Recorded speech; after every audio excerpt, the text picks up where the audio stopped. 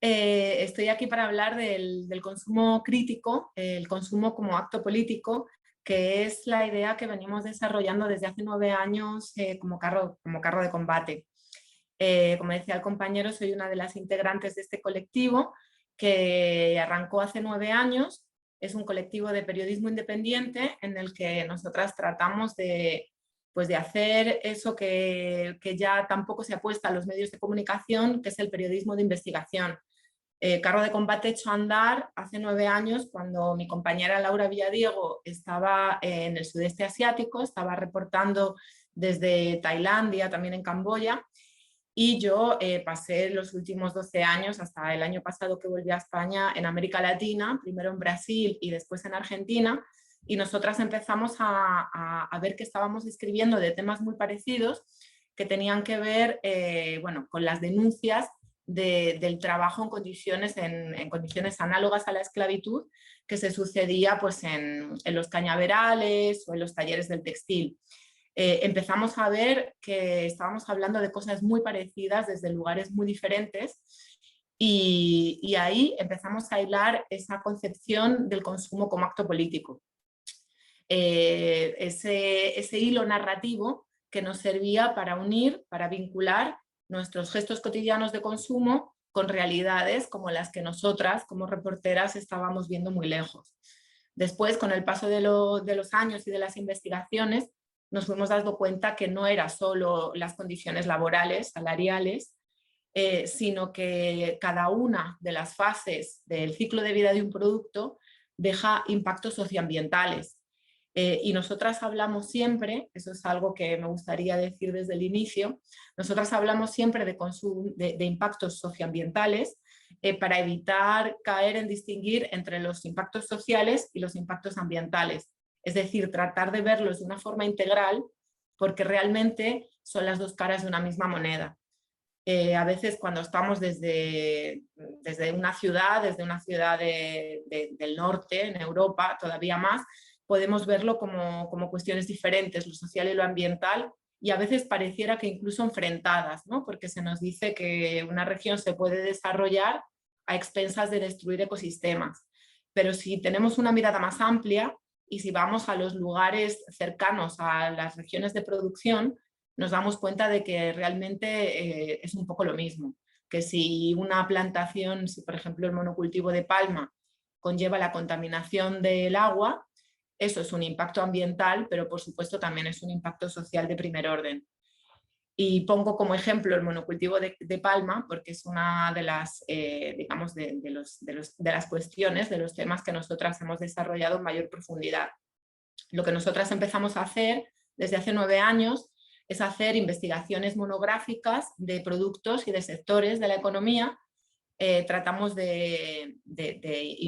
financiar a través de campañas de financiamiento, de crowdfunding y a través de nuestros mecenas que nos sostienen a lo largo del tiempo, ciertos sectores y ciertos productos, pero al final lo que hemos investigado más a fondo ha sido el sistema agroalimentario. Por eso, como decían los compañeros al comienzo, uno de los libros que hemos hecho en coautoría con mis compañeras de Carro de Combate se llama Los monocultivos que conquistaron el mundo, en el que tratamos de ver los impactos de los monocultivos de caña de azúcar, de palma y de soja. Y también muy recientemente reeditamos el libro Carro de Combate, Consumir es un acto político, que reúne y amplía las más de 20 fichas sobre diferentes sectores y productos que hemos analizado a lo largo de estos años. Entonces, bueno, una vez dicho resumidamente quiénes somos y qué tratamos de hacer en Carro de Combate, yo querría contextualizar brevemente, porque de esto que estamos hablando, del consumo crítico, lo estamos hablando en un momento muy particular, que es en el curso de una pandemia que desde el año pasado pues realmente ha cambiado nuestras vidas y ha cambiado nuestros gestos cotidianos, dándonos varias pistas y visibilizando ciertas cosas que creo que va a ser oportuno y estratégico poder sostener en el tiempo estas reflexiones. De hecho, hace poquito veía una investigación que publicó la agencia 21 gramos, una encuesta en la que bueno, se veían un poquito los cambios en el Estado español los cambios en el consumo y decía, por ejemplo, bueno, yo veo que hay dos tendencias que han ido de la mano desde que arrancó la pandemia el año pasado. Por una parte, Amazon ha crecido muchísimo, pero por otra parte también se han visto ampliadas, expandidas, alternativas de la economía social, alternativas críticas al consumo, también en consonancia con un momento en que realmente estábamos cambiando nuestras rutinas de una forma radical. Lo que vio esta agencia que comentaba, 21 gramos, es que ha aumentado la cantidad de consumidores que dicen que admiran a las personas que consumen con conciencia y también los que están dispuestos a pagar más por productos sostenibles, del 68 al 76%, esto último en España. También ha disminuido la confianza de las y los consumidores hacia las empresas, tal vez porque las tácticas de greenwashing o lavado verde de las empresas cada vez son más descaradas. Como digo, la pandemia presentó un escenario complejo en el que dos tendencias que podríamos ver como opuestas se daban en consonancia. El aumento de Amazon y la venta online de grandes hipermercados y empresas de dudoso comportamiento socioambiental, pero también el aumento de las alternativas críticas desde la economía social. Pero fue también un momento en el que se visibilizó que ciertos trabajos realmente son esenciales y que precisamente muchas veces es esos trabajos que son esenciales porque se centran en cuidar de la vida, en sostener la vida, muchas veces son esos trabajos los que están más precarizados, los que están más feminizados y los que muchas veces ni siquiera están retribuidos. Se visibilizó por último, y me parece que eso es esencial, el vínculo que hay entre la emergencia de enfermedades con un potencial pandémico como la que estamos enfrentando y nuestro sistema de producción, distribución y consumo, y fundamentalmente de nuestro sistema agroalimentario. Y aquí yo quisiera, muy brevemente, mostraros una imagen, a ver si, ahí está.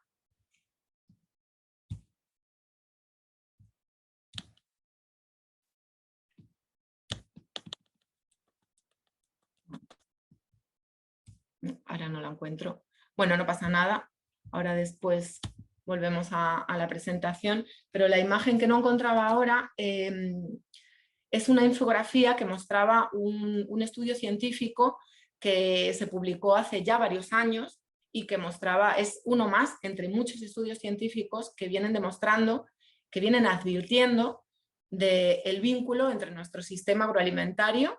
y la posibilidad de que aparezcan nuevas enfermedades. Esto es así según la comunidad científica por dos razones. La primera es porque en las macrogranjas o megafactorías, sobre todo porcinas y aviares, se hacina de tal manera a los animales y se les tiene en condiciones tan complicadas que es muy fácil que surjan enfermedades que pueden saltar muy rápidamente a los seres humanos. Sabéis que enfermedades zoonóticas significa aquellas que saltan de otras especies animales al ser humano. Hay un libro que apareció antes de la pandemia, que lo voy a mostrar aunque se vea al revés, pero bueno, es un libro de Rob Wallace que se llama Grandes Granjas, Grandes Gripes, que explica muy bien esto y que se basa en muchísimas evidencias científicas que, como digo, son muy anteriores a la pandemia, por lo menos de varios años. Pero sobre todo, si el sistema agroalimentario está vinculado con las pandemias, es porque los monocultivos hacen que aumente la deforestación. De hecho, según la FAO, los monocultivos son responsables de la deforestación en un 70%. Esto hace que los animales pierdan su hábitat y esto hace que los animales tengan que acercarse a poblaciones humanas. Lo que concluye la comunidad científica digamos, con gran unanimidad es que para mantener la salud humana hay que mantener los ecosistemas sanos y para garantizar que no habrá nuevas pandemias hay que conservar la biodiversidad. Y esto nos lleva, para empezar, a dos conclusiones. La primera es que necesitamos cuestionar esa idea central de nuestra civilización que se basa en que los seres humanos estamos separados de la naturaleza, que somos algo diferente. En realidad pertenecemos a una misma trama de la vida y no es posible que estemos bien y que estemos saludables si no lo está todo el conjunto. Y en segundo lugar, que lo que consumimos, y para empezar, nuestro consumo más básico y fundamental, que es lo que comemos, está relacionado intrínsecamente con la aparición de pandemias y en general con todas las consecuencias de la crisis ecológica que estamos viviendo y de la que estoy profundamente convencida que la pandemia es una más de esos desafíos a los que nos vamos a enfrentar si no somos capaces de modificar de forma importante el impacto que estamos creando sobre los ecosistemas. Entonces, en medio de un escenario tan complejo y en medio de un escenario que nos presenta desafíos tan enormes, la pregunta es, ¿puede ser el consumo una forma una vía para la transformación social, una forma de militancia, la manera en que podemos contribuir a un cambio en el sistema? Bueno, nosotras en Carro de Combate estamos convencidas de que esto es así, pero como llevamos 9 años trabajando estos temas, nos hemos visto, hemos ido debatiendo y polemizando sobre esta idea a lo largo de los años. Y de hecho, hace muy poquito en nuestra página web compartimos un texto que se titula algo así como ¿por qué vamos a dejar de hablar de consumo responsable? Es decir, nosotras tomamos la decisión de dejar de hablar de consumo responsable para pasar a hablar más bien de consumo crítico. Esto lo hicimos porque nos dimos cuenta de que muchas veces puede ser peligroso hablar de consumo responsable desde una perspectiva que resulta bastante conveniente para el discurso de los poderosos, que responsabiliza, coloca la responsabilidad individual en los consumidores de forma que se invisibilizan cuáles son las causas estructurales de todos los desafíos que estamos viendo. La perspectiva que nosotras tratamos de colocar es que sí, somos responsables cada una de nosotras y de nosotros de los impactos asociados a la forma en que vivimos y a la forma en que consumimos, aunque no los veamos, aunque estén muy lejos, existe un vínculo que nosotras tratamos de demostrar en nuestras investigaciones, pero ese vínculo no debe servir de excusa para que las empresas, los gobiernos, los estados, nos endosen toda la responsabilidad mientras que no cambian las estructuras, porque obviamente la responsabilidad no es equivalente para una persona que trabaja cada día y que como puede sobrevive y paga el alquiler, que para el CEO de una gran empresa que está teniendo una incidencia directa en las decisiones que se toman para que persistan estas estructuras de poder, ¿no? Entonces, yo voy a tratar en el día de hoy, en los próximos minutos que siguen, en los próximos 30-40 minutos, porque después queremos que haya un espacio para el intercambio, voy a tratar de presentaros, por decir así, el resultado de esas, de esas reflexiones que nos venimos haciendo en Carro de Combate en torno a este tema.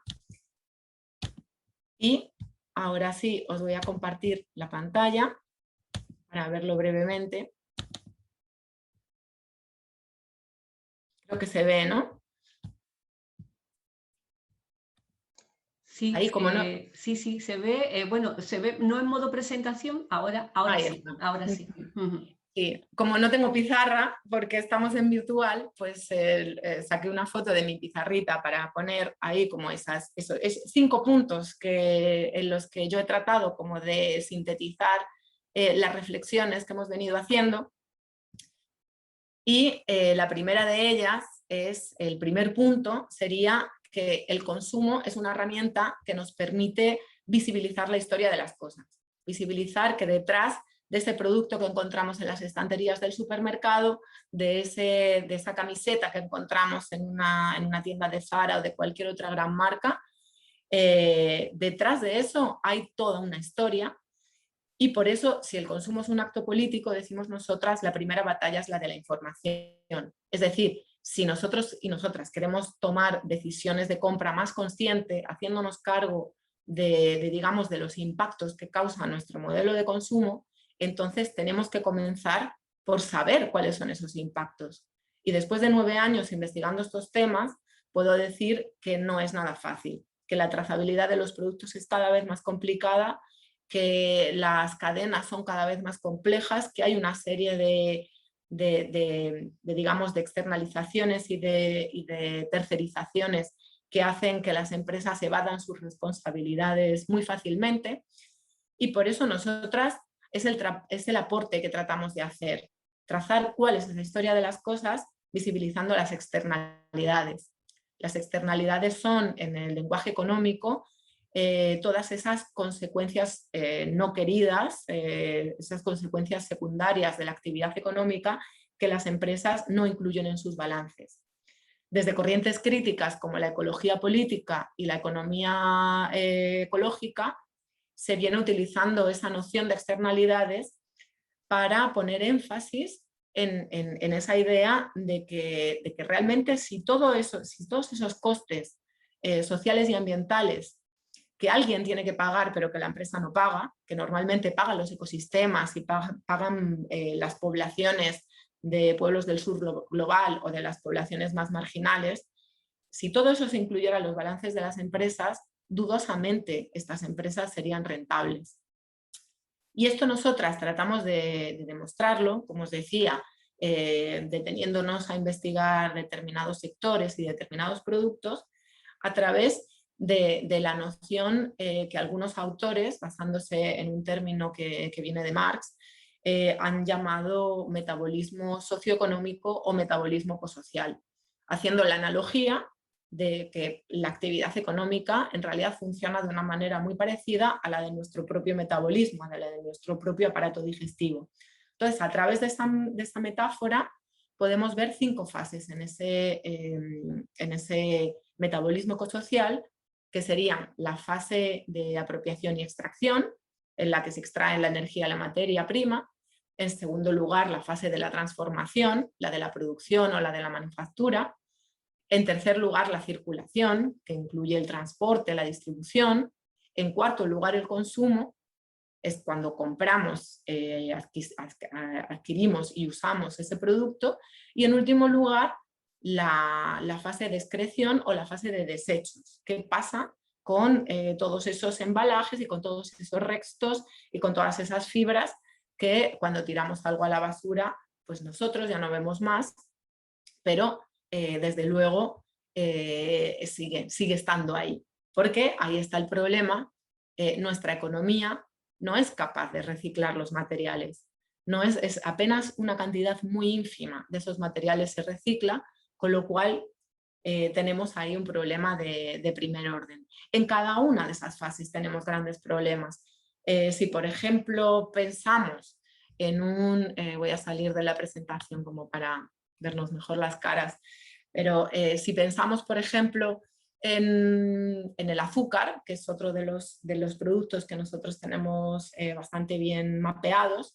pues en la fase de extracción vemos impactos socioambientales enormes en aquellos lugares donde están las mayores plantaciones,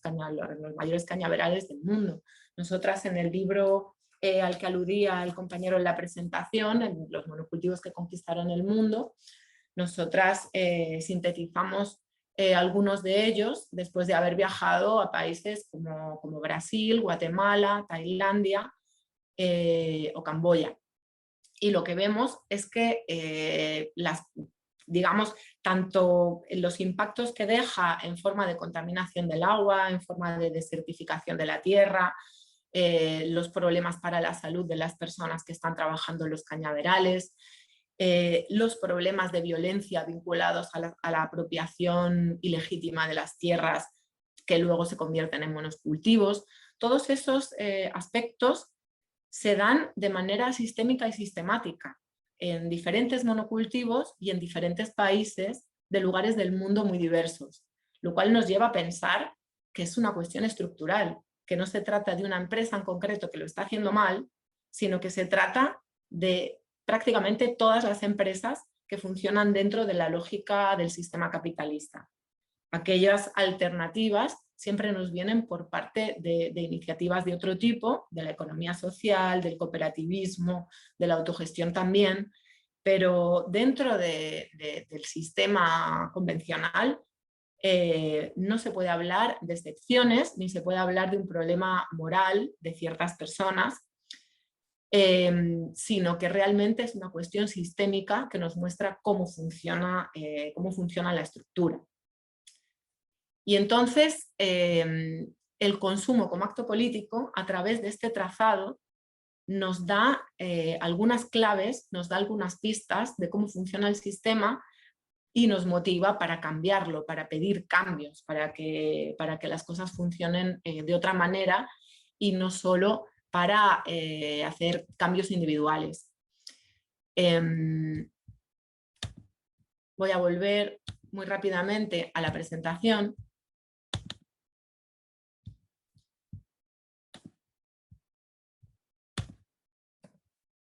Bueno, ahí os colocaba en esta diapositiva la huella hídrica porque es como un ejemplo de una de las herramientas que desde la economía ecológica se han implementado para ver cuál es el verdadero coste de las cosas, cuál es el verdadero coste de los productos. Hay ahí algunos ejemplos, pero realmente, por ejemplo, si uno analiza los impactos socioambientales de la soja en un país como Argentina, donde el 60% de la superficie cultivada está plantada en soja, vemos que no solo se trata del deterioro de la tierra, etcétera, sino que cuando Argentina exporta soja, está exportando agua, está exportando lo que los economistas ecológicos llaman agua virtual. De nuevo, el precio realmente al que está vendiendo Argentina ese recurso es ínfimo en comparación con lo que realmente representa como riqueza si nos salimos del lenguaje del dinero, del lenguaje estrictamente monetario,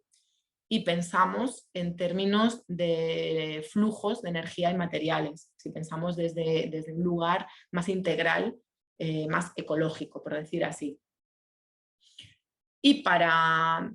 ver un ejemplo de los impactos socioambientales de esa última fase de desechos, que llaman también los autores excreción en analogía con el metabolismo humano,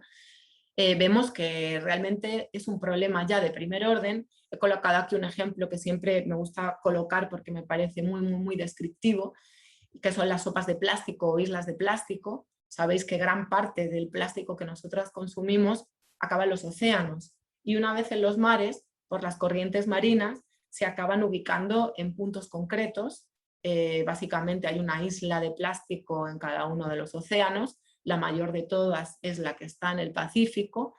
y hace ya varios años que esa isla ocupa un tamaño equivalente al de los estados de España, Alemania y Francia. Probablemente desde esa estadística todavía haya crecido más. De hecho, ya hay autores que dicen que vamos a enfrentar antes el problema de que ya no hay sumideros, es decir, que ya no tenemos en la Tierra, en el planeta Tierra, qué hacer con los desechos, antes que el problema de los insumos, es decir, que se nos ha acabado el petróleo y otros muchos recursos minerales, etc. Otro ejemplo de qué pasa con los desechos es el de los vertederos tecnológicos. Esta foto es en un país africano, no recuerdo muy bien cuál, pero que ejemplifica cómo muchas veces los desechos, los objetos tecnológicos que ya no queremos en Europa, sobre todo, o en Estados Unidos, que no sabemos qué hacer con ellos, los mandamos a África. Y ahí es interesante ver cómo ese círculo se cierra, porque extraemos materiales mayormente de continentes como América Latina y como África, que después serán consumidos, que muchas veces serán producidos en el sudeste asiático, donde es más barata la mano de obra, que serán consumidos en el norte global, en los países europeos, por ejemplo, y que después los desechos los volvemos a mandar al sur global. Con lo cual vemos ahí una dimensión neocolonial, una dimensión que tiene que ver con estructuras geopolíticas que vienen de muy antiguo, que se han modernizado, que han cambiado, pero que permanecen y que son profundamente injustas, como es evidente. Claro, desde la perspectiva del consumidor crítico, del consumidor consciente, no queremos ser cómplices de esas injusticias. Y por eso consumir es un acto político. Pero en fin, la primera de esas claves que yo quería plantear aquí para justificar que el consumo es un acto político es visibilizar la historia de las cosas a través de esa metodología que es captar, trazar los impactos a lo largo de esas 5 fases. Y un segundo punto sería que nos permite conectar lo micro y lo macro, lo pequeño, los pequeños gestos de consumo cotidiano, lo macro, las estructuras. Ese hilo invisible, pongo ahí, que existe, aunque no lo veamos, entre un inversor de Wall Street y una campesina en un país como Guatemala, como Colombia. Establecer ese vínculo nos permite exigir responsabilidades. Y ahí damos con una palabra que es clave, que es la de la responsabilidad. Y yo os decía al comienzo que nosotras habíamos preferido hablar de consumo crítico en lugar de consumo responsable, pero es que habría mucho que decir sobre la palabra responsabilidad. Y os ponía ahí, a mí me gusta mucho tirar de etimología porque me parece que nos ayuda a entender el significado profundo de los conceptos que usamos de forma muy cotidiana, y si buscamos el origen etimológico de la palabra responsabilidad, vemos que viene de responsum, respuesta. Entonces, ser responsable, responsabilidad tiene que ver con la capacidad de dar respuesta ante algo.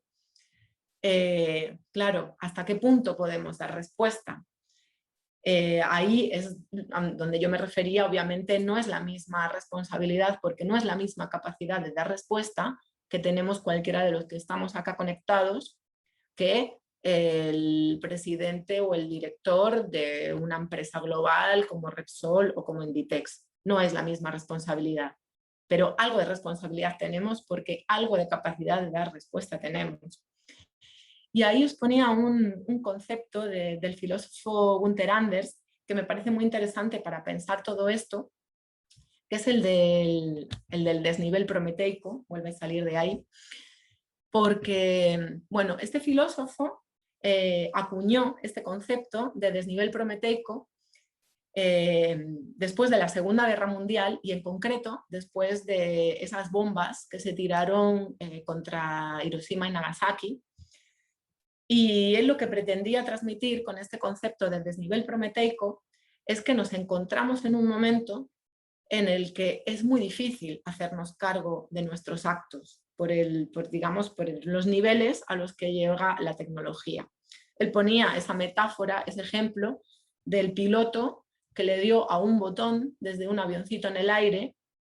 soltó esas bombas y en ese momento, en un instante, murieron cientos de miles de personas. Digamos que la imaginación humana, nuestra capacidad ética, no llega a hacernos cargo de tamaños desastres cuando, digamos, no lo estamos viendo. Por ejemplo, si una persona, salvo excepciones muy, muy claras, no es capaz de clavarle un puñal a otra. Sin embargo, muchas personas serían capaces de pulsar un botón, aun sabiendo que esto puede tener consecuencias. Del mismo modo, en un momento de crisis, como decía, de crisis ecológica que nos tiene al borde prácticamente del suicidio como especie, que sabemos que nuestros actos cotidianos de consumo tienen impactos muy, muy graves sobre muchas poblaciones, que sabemos que nuestro sistema alimentario basado en productos ultraprocesados a base de productos como la caña, la soja, la palma, está asociado a muchísima violencia contra comunidades campesinas, afrodescendientes e indígenas en países del sur global. Aun cuando sabemos eso, realmente nos resulta muy difícil hacernos cargo de los impactos reales que está teniendo nuestro estilo de vida. A pesar de ello, creemos que debemos hacer un esfuerzo y que tal vez una clave puede estar en, digamos, no pretender llevar la idea de la coherencia al extremo. Es decir, no golpearnos demasiado porque no somos impecables en nuestro consumo, porque no todo nuestro consumo es absolutamente coherente, porque realmente se trata de un proceso. Debemos ir incorporando cambios de a poco, debemos ir, por ejemplo, en el sistema agroalimentario es muy claro, todas las recomendaciones que pudiéramos hacer pasan por sustituir alimentos ultraprocesados y pasar a consumir más alimentos frescos. Y si son de producción agroecológica y local, muchísimo mejor. Ahora bien, es difícil, la publicidad nos está bombardeando todo el tiempo con un montón de productos que además están diseñados para hacernos adictos, con lo cual no debemos encontrar ese equilibrio, que no siempre es fácil, entre hacernos cargo, hacernos responsable y por tanto dar respuesta a esa situación injusta, pero sin caer en culpabilizarnos y en, digamos, sentirnos la peor persona del mundo porque nos comimos unas galletitas o nos compramos una Coca-Cola. Ir encontrando, además, alternativas que nos permiten consumir de otra manera, pero también trabar otra serie de vínculos. Sobre eso vamos a volver. Pero volvemos a esa síntesis de las claves que tratábamos de hacer. Y hay una cuarta clave para mí que tiene que ver con que entender el consumo como acto político, como hilo narrativo, para entender cuáles son las consecuencias de nuestros actos, nos permite enlazar luchas. Nos permite, por ejemplo, conectar la lucha de las consumidoras de un país como España, en la que estamos militando para que compremos ropa, por ejemplo, que esté libre de trabajo en condiciones análogas a la esclavitud, que sea más sostenible, que utilice otro tipo de fibras, etc. Conectar esas luchas con las luchas que en países como en Bangladesh las trabajadoras están realizando para mejorar sus condiciones. O por poner un ejemplo que para varios que estamos aquí hablando desde Andalucía nos resulta más cercano, la lucha de las jornaleras de Huelva, de las trabajadoras temporeras, venidas muchas veces de Marruecos, que vienen a recoger la fresa que después nos comemos y que vienen denunciando las condiciones de sobreexplotación a las que se ven sometidas, incluyendo hacinamiento en los asentamientos, en terribles condiciones, incluyendo sistemáticos abusos sexuales.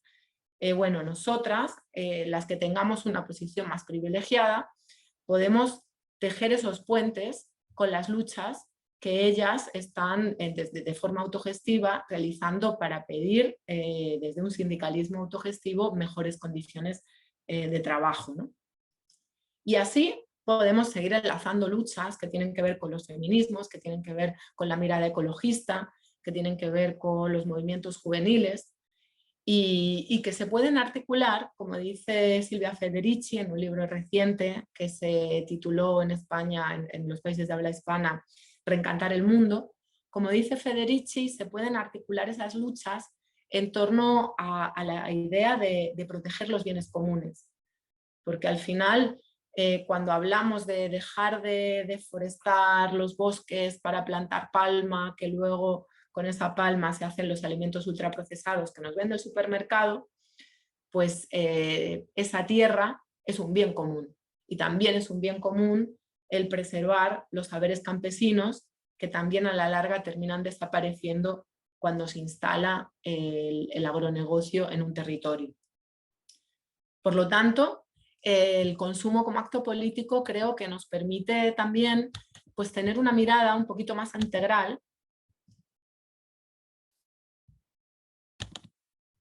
y nos permite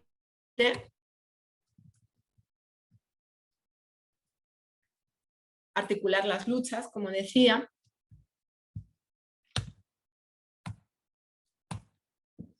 y nos permite, por último, apuntar hacia dos líneas de acción, porque muchas veces cuando estamos hablando de, digamos, de una forma tan general, ¿no? De las estructuras del sistema, de las estructuras del sistema, de las estructuras coloniales que hay detrás, de los desafíos tremendos en el nivel ecológico, pues a veces resulta muy difícil, nos quedamos con esa sensación, bueno, pero entonces ¿yo qué hago? Y realmente parecemos muy pequeñitos frente a esas empresas que tienen en la fase actual del sistema capitalista tienen realmente mucho poder, marcan las reglas del juego y nosotros entonces, ¿qué hacer? Creo que el consumo, entendido como un acto político, permite dos líneas de acción, que una tiene que ver con modificar cotidianamente nuestros actos de consumo, y ahí en esta diapositiva yo he puesto apenas algunos ejemplos que son del Estado español, pero hay miles y son muy locales, pero pasan por, bueno, ahora en Europa y en algunos otros países se está viendo muchos supermercados cooperativos, pero hay otro montón de canales de distribución propios de la economía social, desde grupos de consumo, nodos para comprar producción agroecológica y toda una serie, bueno, en los países latinoamericanos muchas veces las ferias y los mercados siguen siendo un lugar muy importante de intercambio por fuera de las estructuras más sistémicas. Eso por un lado. Por otro lado, el hecho de exigir cambios en las reglas del juego, como hablábamos antes, con el caso de las jornaleras de Huelva, o por ejemplo con el caso de la UTT en Argentina, que es la Unión de Trabajadores de la Tierra, que consigue combinar estas dos líneas de acción. Producen agroecológicamente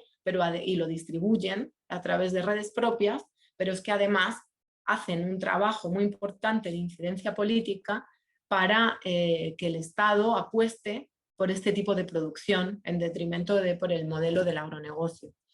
Permiten también trabar, digamos, ver diferentes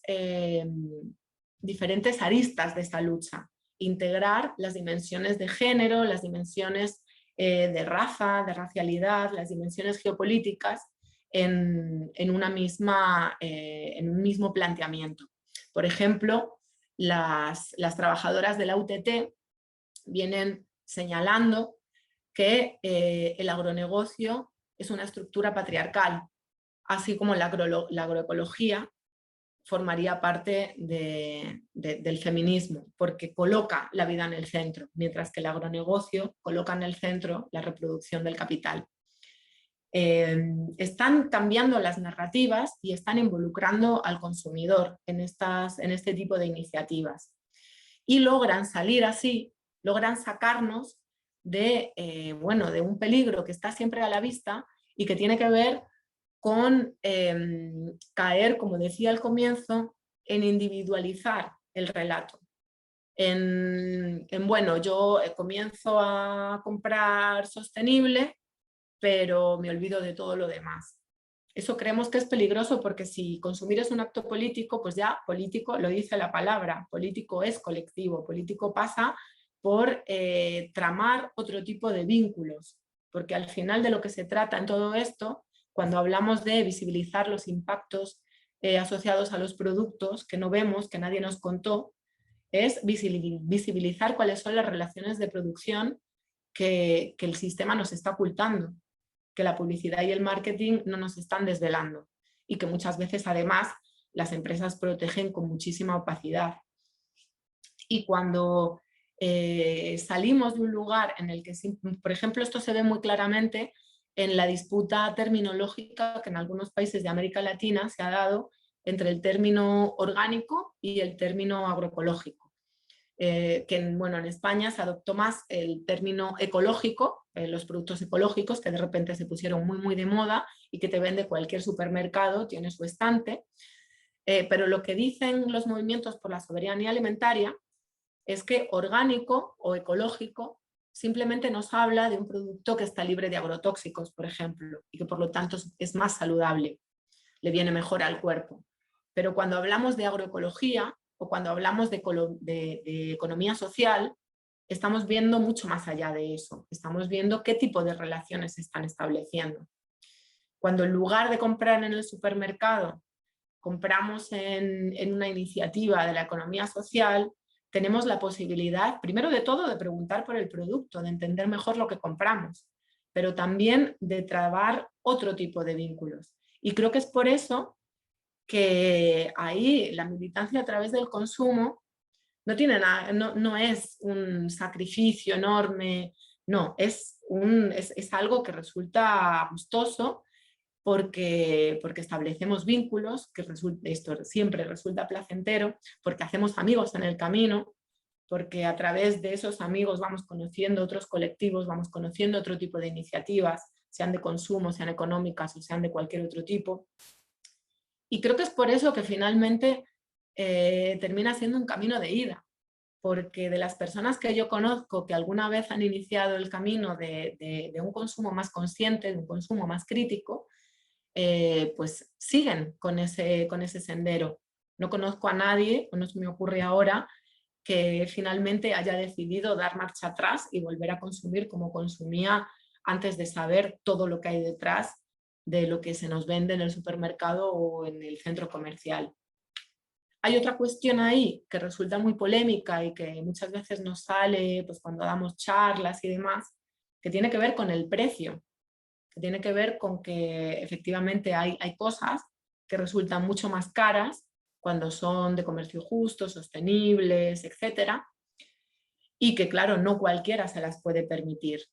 Y ahí hay, digamos, en esa idea ampliamente aceptada de que consumir de forma más justa y sostenible es más caro, hay una parte de verdad y hay una parte de mentira. La parte de verdad es que efectivamente en un país como España, porque en países latinoamericanos funcionan diferentes este tipo de estructuras, pero en un país como España, pues si tú compras algo de moda sostenible te cuesta bastante más caro y no todo el mundo se lo puede permitir. Pero hay algo de mentira, porque realmente si cambiamos, si le damos una vuelta a la forma en la que consumimos, seguramente vamos a consumir menos, seguramente cosas prescindibles que consumíamos las vamos a sacar directamente de la cesta de la compra, tanto, no sé, refrescos, ropa que no necesitamos para nada, seguramente vamos a encontrar otras claves para consumir de otra manera que no cuestan en absoluto dinero, como por ejemplo, ya que hablamos de ropa, intercambiar ropas con amigas, que es una muy linda costumbre en la que todo el mundo sale súper feliz como si hubiera ido a un centro comercial, pero con la satisfacción de no haber gastado y de no haber contribuido al problema socioambiental que supone la industria textil. Entonces, realmente, teniendo en cuenta que por supuesto que una persona que esté en condiciones muy precarias no tiene ni el tiempo para informarse, ni la disposición para preocuparse de nada más que de la supervivencia, y eso es evidente, y de nuevo, la responsabilidad tiene niveles, pero quienes estamos, digamos, en unas ciertas clases medias que nos podemos permitir una reflexión, digo por experiencia, que no por cambiar la forma de consumir hacia algo más sostenible y más justo, se tiene que aumentar el presupuesto. Muchas veces es justamente al contrario. Entonces, bueno, con esto yo más o menos quería ya cerrar para que nos quede más tiempo para el intercambio. Sobre todo, insistir en esta idea de esas dos líneas de acción, que una apunta a algo más inmediato, que además nos da la satisfacción de poder tener una incidencia ya, porque por ejemplo desde movimientos ecologistas muchas veces, pues como decía antes, los desafíos son tan enormes que parece que no hay por dónde empezar. Bueno, con el consumo es tan cercano, tan cotidiano, que siempre hay algo por donde empezar, ¿no? Siempre hay algo que podemos sacar o meter en nuestra cesta de la compra, siempre hay algo con lo que nos podemos informar para consumir de una forma más consciente.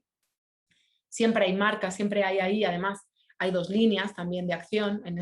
esos cambios cotidianos, que una tiene que ver con el boicot, es decir, con decidir no comprar a ciertas empresas por los impactos especialmente importantes que llevan acarreadas, y por otro lado la vertiente más propositiva de apoyar iniciativas que gracias a nuestra compra pueden seguir subsistiendo y que se convierten en una suerte de laboratorio, de ensayo de cómo puede ser otra economía posible, ¿no? Que nos permiten avanzar en términos tanto de agroecología y de agricultura urbana, como de en todos los sectores de la economía, cómo se pueden hacer las cosas de otra manera. Desde la banca inclusive, desde la energía, ¿no? Las cooperativas energéticas, en todos los sectores que se nos ocurra. Por un lado, como decía, modificar nuestros hábitos de consumo y por otro lado, organizarnos para cambiar las reglas, organizarnos para presionar a nuestros gobiernos para que presionen a las empresas para que no salga gratis vulnerar los derechos humanos y los derechos de la naturaleza, que al final ese debería ser el objetivo final de la militancia como consumidores, que llegue el día en que cuando vayamos a un supermercado o vayamos a cualquier tipo de tienda, sepamos que no hay productos que tienen por detrás sobreexplotación o que tienen por detrás enormes daños a la naturaleza. Realmente, si uno lo piensa, la legislación debería garantizar que esto fuera así y no es capaz de garantizarlo, pues, como todos sabemos, por estructuras muy enquistadas y por lobbies muy fuertes de ciertos sectores muy poderosos. Y sin embargo, como consumidoras podemos tirar de ese hilo que nos vincula con lo más próximo para también irnos tramando, irnos organizando, armar militancias más colectivas y en última instancia para poner en común entonces lo individual y lo colectivo, que me parece que es algo que también siempre que pensamos estos temas es importante visibilizar. De alguna manera la lucha que hay que dar para personas que tengan una preocupación por transformar el mundo hacia un lugar más positivo, siempre hay una vertiente, digamos, que es hacia afuera y siempre hay una vertiente que es hacia adentro. El consumo también, y al final son la misma lucha las dos, hacia adentro y hacia afuera, porque el consumismo que nos ha metido la publicidad a lo largo de tantísimos tiempos ha hecho que primero de todo debamos revisar eso al interior de nosotras mismas. Entonces, ese cambio cotidiano nos permite, por una manera, hacer a la vez ese cambio hacia adentro y hacia afuera, y también nos permite ir entendiendo tantos motivos que existen, tantos motivos que hay para cambiar las reglas del juego. Eso es algo con lo que me gustaría terminar. Sé que muchas de las personas que estaban inscritas conocen de primera mano, son protagonistas de iniciativas de la economía social, de diferentes tipos de cooperativismo, del que me encantaría que pudiéramos hablar ahora, que pudierais participar ahora. Y hay algo que a mí siempre me gusta subrayar también, porque muchas veces la idea que se transmite desde el discurso oficial es que este tipo de iniciativas necesitan ser subsidiadas, ¿no? Y en realidad, cuando uno analiza en profundidad diferentes sectores, se da cuenta que de verdad los que son subsidiados son las grandes empresas, son las que no pagan los costos de su actividad porque externalizan barbaridad de costos laborales y ambientales, contaminan pero no pagan, son las que inventan complicadas ingenierías para no tener que pagar impuestos y son además muchas veces subvencionadas directamente. Por ejemplo, un ejemplo que conozco bien, que es el de la palma en Colombia, porque fue en el monocultivo de palma en un territorio de Colombia, los Montes de María, donde yo centré mi investigación de tesis. Y una de las cosas que pude ver es que el Estado colombiano, tanto a nivel de otorgar créditos como a nivel de dar subvenciones directas, privilegia los monocultivos de palma y caña principalmente, mientras que las comunidades campesinas que quieren seguir cultivando alimentos para el consumo local no tienen manera ni de financiarse ni de recibir subvenciones. Entonces, creo que esto es importante colocarlo en nuestra narrativa, en nuestro discurso, porque, insisto, si nos salimos del lenguaje del dinero y de las reglas del juego como están puestas ahora, realmente entenderíamos que es la economía convencional capitalista dominada por grandes empresas multinacionales la que resulta no solo insostenible, sino también profundamente despilfarradora de recursos. Las iniciativas de la economía social no solo son más justas, sino que económicamente son mucho más solventes y consiguen algo que cualquier experto en sostenibilidad lo plantea para sobrevivir de cara al futuro, que es que tendamos a acercar el consumidor al productor y que tendamos a poder abastecernos tanto en lo que tiene que ver con materiales como en lo que tiene que ver con trabajo, etcétera, con lo que está a disposición del propio territorio. Eso lo logran las iniciativas de la economía social, pero no la economía capitalista. Por último, y ya cierro, quería señalar que estos dos paradigmas que estamos viendo todo el tiempo son dos modelos de desarrollo que están en disputa, pero son todavía más, son dos cosmovisiones. Una cosmovisión, como hablábamos al principio, que sitúa en el centro la vida, el sostén de la vida, que es como los seres humanos han podido sobrevivir desde hace miles de años hasta hoy, y otra, la lógica del capital, que lamentablemente es antagónica a la lógica de la vida. Esto, si lo llevamos al sistema agroalimentario, es muy fácil de entender. Si yo quiero plantar agroecológico, pero al lado tengo un monocultivo de soja que sobre el aire le están echando glifosato, difícilmente yo voy a poder producir agroecológico. Y así, esto por poner un ejemplo muy gráfico, pero así sucesivamente, porque el planeta no entiende de fronteras ni entiende de compartimentaciones. Entonces creo que nos encontramos ante un momento histórico en el que, bueno, en el que se va a dar esa disputa, en el que además ya hemos logrado que la palabra sostenibilidad se coloque en el centro, por más que haya negacionistas del cambio climático, ya cada vez menos personas dudan que la economía tiene que ser sostenible, pero ahora se da otra polémica en el centro, otra disputa que tiene que ver por qué significa sostenibilidad. Y si para ser sostenible basta hacerse un lavado verde, o en el caso, por ejemplo, de una empresa textil, sacar una línea de productos con algodón orgánico, o si realmente hay que cambiar mucho más el funcionamiento estructural y sistémico para que podamos llegar a ser sostenibles, que se suele definir como garantizar condiciones de vida para las generaciones futuras, ¿no?